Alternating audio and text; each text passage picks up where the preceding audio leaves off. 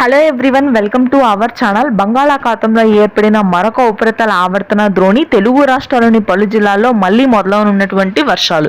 వివరాల్లోకి వెళ్దాం. వాతావరణ పరిస్థితులు ఏంటో తెలుసుకుందాం. వాటన్నిటికంటే ముందు మీరు ఇంకా మన ఛానల్ కనుక సబ్స్క్రైబ్ చేయనట్లయితే వెంటనే సబ్స్క్రైబ్ చేయండి. ఇక వివరాల్లోకి కనుక వెళ్ళినట్లయితే బంగాళాఖాతంలో ఏర్పడినటువంటి ఉపరితల ఆవర్తన ద్రోణి ప్రభావంతో మధ్యాంధ్ర, ఉత్తరాంధ్ర జిల్లాలో రానున్నటువంటి 3 రోజుల పాటు వర్షాలు నమోదవుతాయని వాతావరణ కేంద్రం వెల్లడించింది. ప్రాంతాల వారీగా చూసుకున్నట్లయితే శ్రీకాకుళం, విజయనగరం, విశాఖపట్నం ప్రాంతాల్లో తేలికపాటి నుంచి మోస్తరు వర్షాలు నమోదవుతాయి. ఈదురుగాలుల ప్రభావం మాత్రం అత్యధికంగా ఉంటుందని వాతావరణ కేంద్రం వెల్లడించింది. ఉత్తర బంగాళాఖాతంలో ఏర్పడి బంగ్లాదేశ్ మీదుగా తెలుగు రాష్ట్రాల్లోకి విస్తరించే ఈ అల్పపీడన కారణంగా మధ్యాంధ్ర జిల్లాల్లో కూడా వర్షాలు నమోదు కానున్నాయి. ముఖ్యంగా గుంటూరు, కృష్ణా, కోనసీమ ప్రాంతాల్లో ఏప్రిల్ 8, 9, 10 తేదీల్లో తేలికపాటి నుంచి మోస్తరు వర్షపాతం నమోదవుతుందని వాతావరణ కేంద్రం వెల్లడించింది.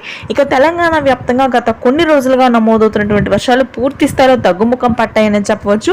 నాగర్ కర్నూలు, భద్రాద్రి కొత్తగూడెం, ఆ తరువాత మహబూబ్ నగర్ ప్రాంతాలు మినహాయిస్తే మిగిలిన అన్ని ప్రాంతాల్లో పొడి వాతావరణం కొనసాగుతుంది. 1-2 చోట్ల చెదురుమదురు వర్షాలు ఉంటాయి.